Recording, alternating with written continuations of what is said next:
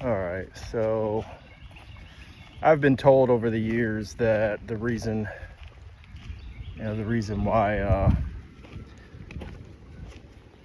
I couldn't be a good first responder or whatever is because in the beginning I was too nervous as a new firefighter EMT, or actually took my EMT class after the Army. Took my civilian EMT class, went through with my buddy, passed the class, but I couldn't afford to pay for the class. The agreement was I would pay for the class, and then they'd give you your diploma. I didn't have the money at the time, so I passed the class in Illinois, and I didn't have, I think at the time it was like $400 or $500, maybe $7. I didn't have the cash on me, so I couldn't get basically couldn't get my licensing and all that stuff. But I had all the other certificates for volunteering. Like I had my first responder volunteer certification, which it's not really hard to get, and then volunteer firefighter stuff. But someone told me, "Oh, you were too nervous. You weren't a good first responder because you were too nervous or something, right?" And in my opinion, like there's some truth to that.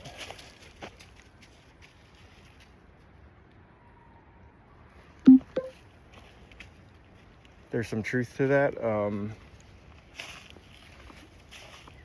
but not really, because in my opinion, the more confident you are in situations, the more likely you are to get hurt or get someone else hurt. I've seen more, especially when it comes to new people, right? New employees or new whatever. They go in and they're so confident, they end up screwing something up. Like I've seen it, and I've even done some of that stuff too as I've grown up. You get in over your heads. You're like, oh, I can do this. I can swap this out on my car or remodel my house. And you're like, nope, can't do it.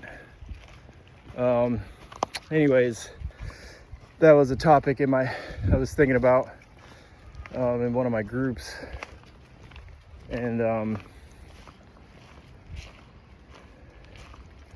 I used to beat myself up on that. Like, man, maybe I'm not cut out for that kind of work. I don't know. Long story short, I had a bunch of other stuff happen, so I don't even know why I'm telling this story.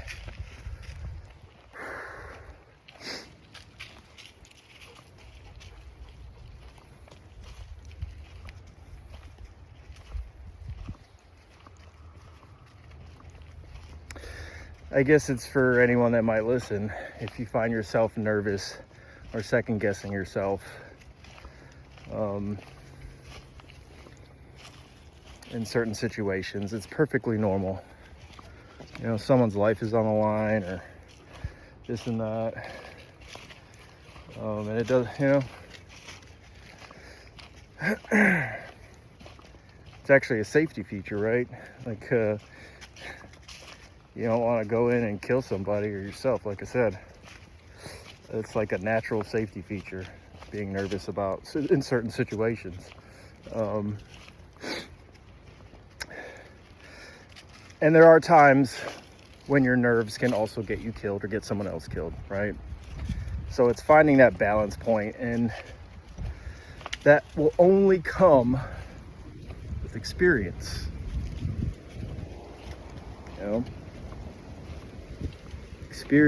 Life experience only come with that.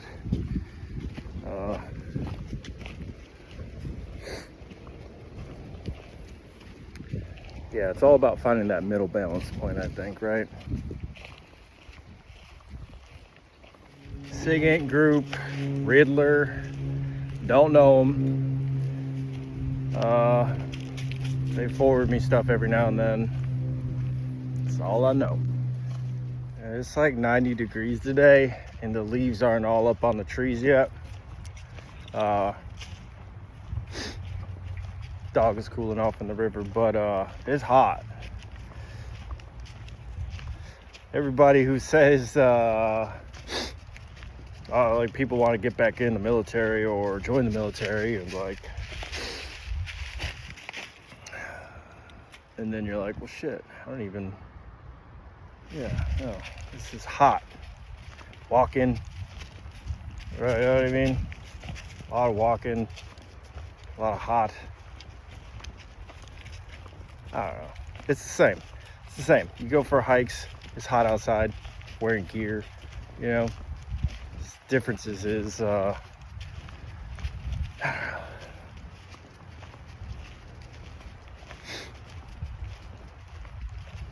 I didn't even do the military like all that much, you know. Like some people.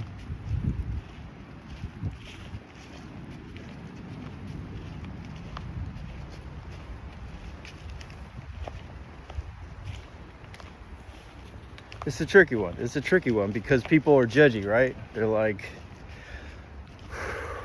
you barely even served. You only did one tour, you know, like I did 10 years or I did 20 years. I'm like, yeah, you know.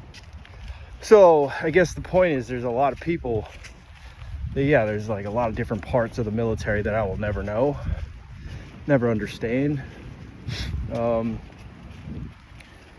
You know, the dedication that a lot of people put in, climbing the ranks, you know, not like the easy way, but, you know, putting in the work, making rank.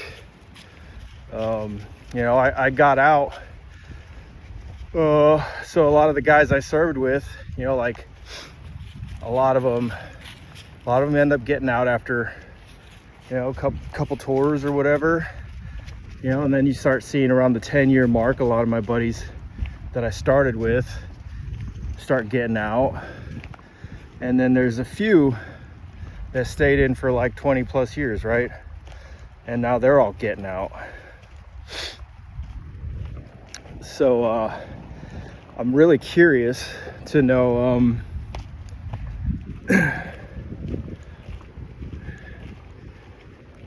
yeah, I don't know. It's I'm just curious to know what it feels like. I mean, it's got to be a fucking like a trip. I don't know. I don't know, man. Grass is always greener bullshit.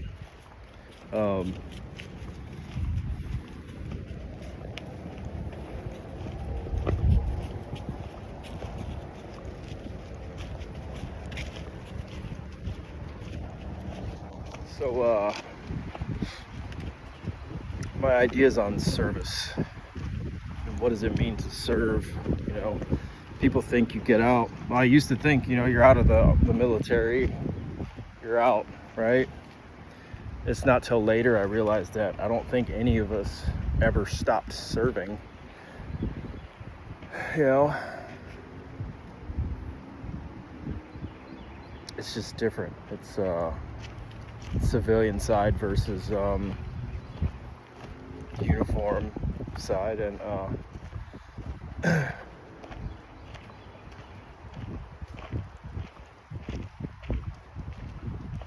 there's it's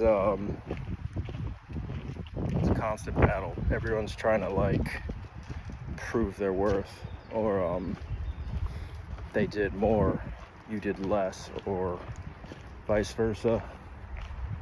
I don't think you can actually like really compare that when you really think about it, you know.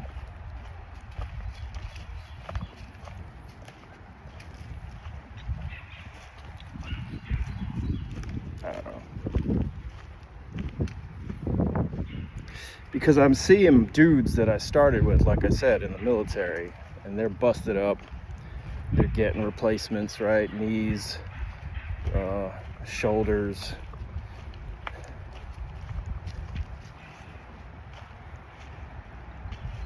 Um, but then I've worked with a lot of people on the civilian side, construction workers, building houses for people, families.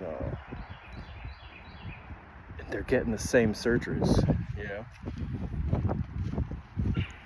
It's tripping me out. Like, what does service mean anymore?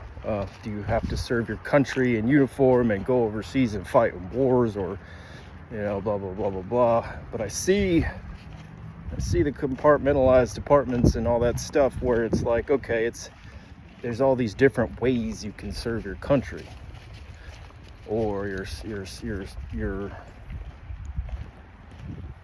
communities, right? It's the fun part about life. Just find your path. Find your route.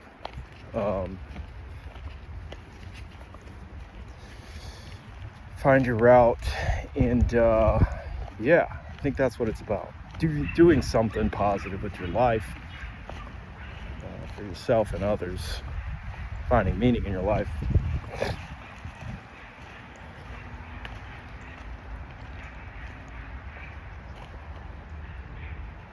Stuff I wish I had thought about or knew when I was younger, right?